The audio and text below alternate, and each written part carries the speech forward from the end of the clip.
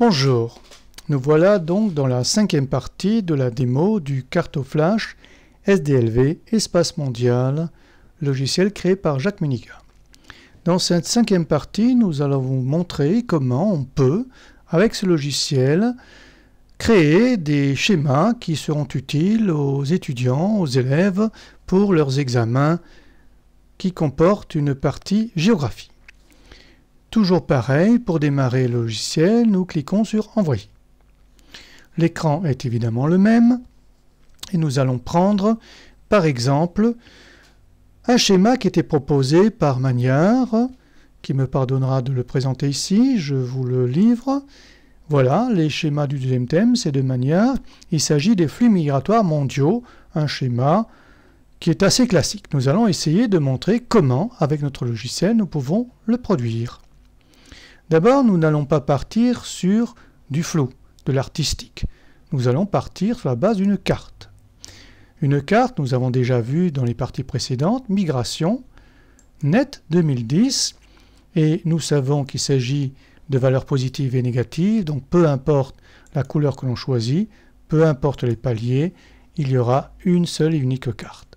Voilà, une carte avec 5 paliers, des couleurs chaudes pour les valeurs positives, des couleurs froides pour les valeurs négatives, et pour vous rappeler que c'est une carte avec ces valeurs positives et négatives, ce petit rappel, ce petit pense-bête ici que vous pouvez effacer en cliquant sur la croix.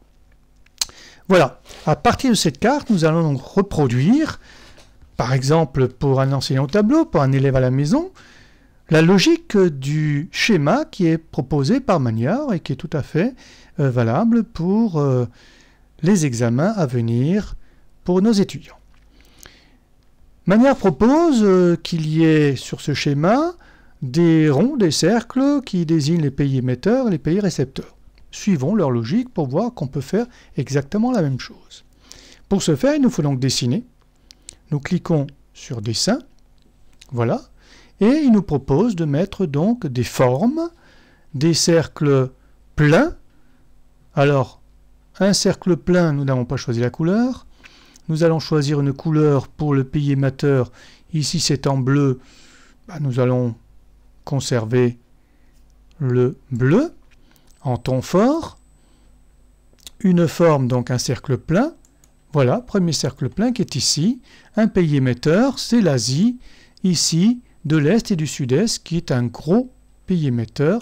Voilà, le cercle n'est pas assez gros, donc nous allons l'agrandir, vous savez comment, le lièvre et zoom plus. Voilà, c'est un gros pays émetteur, c'est pas un pays finalement, c'est une région, Asie de l'Est et du Sud-Est. Une autre région émettrice très importante, la carte le montre et vous le savez, c'est l'Afrique du Nord et l'Afrique subsaharienne.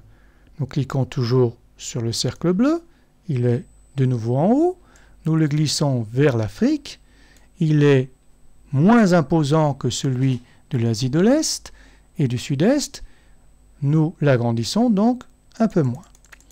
Voilà, il est agrandi. Et enfin, une autre région de forte immigration, c'est l'Amérique latine. Dernier cercle en bleu, voilà, il est ici. Nous le posons sur l'Amérique et nous l'agrandissons un peu plus grand que l'Afrique.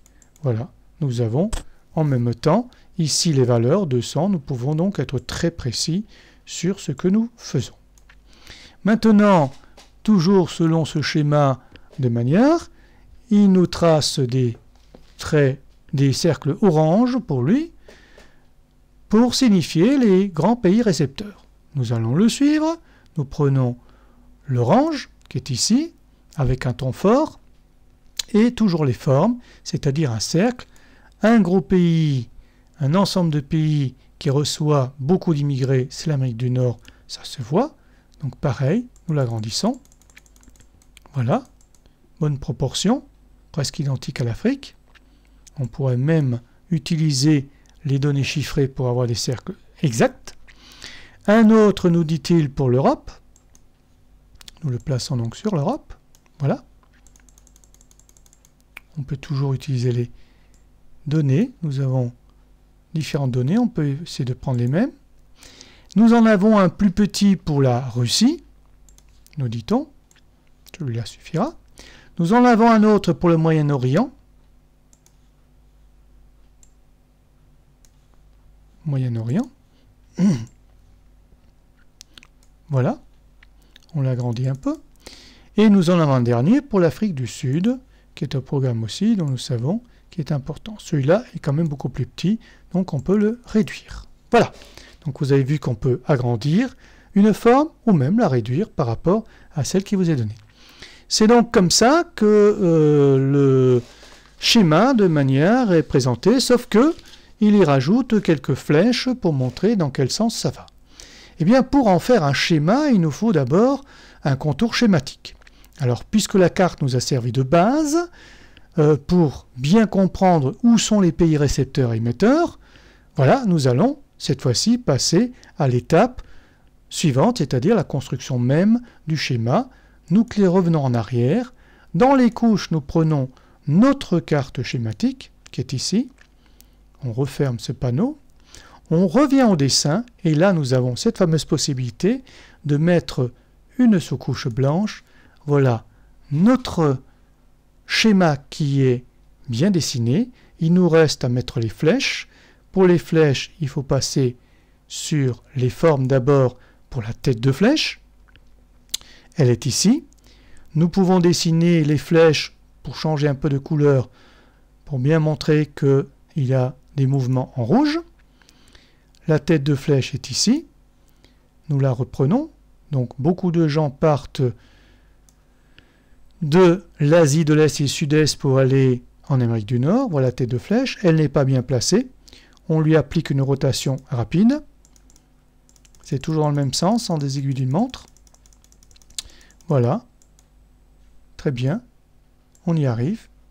Et nous avons un trait pour montrer la flèche qui peut être ici une courbe. Voilà. Voilà. Si on veut épaissir ce trait-là, rien de plus simple. On nous efface celui-là et on fait un trait plus gros. 5, 6. Voilà.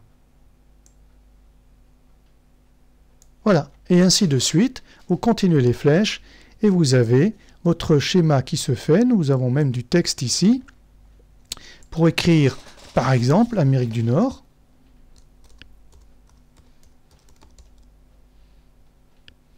Du Nord.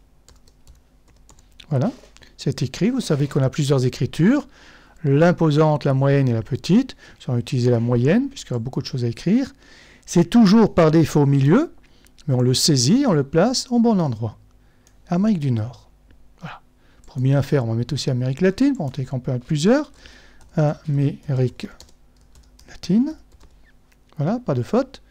Toujours le milieu, c'est toujours au milieu de la carte par défaut, et on le place là où on veut. Voilà. Et notre schéma se construit. Vous avez un schéma qui est fabriqué sur la base même des cartes, c'est-à-dire que l'élève, au lieu de découvrir un schéma dont il ne sait pas toujours comment il est construit, ici, on peut le construire directement à partir des cartes. C'est une originalité de ce logiciel. Merci de votre attention.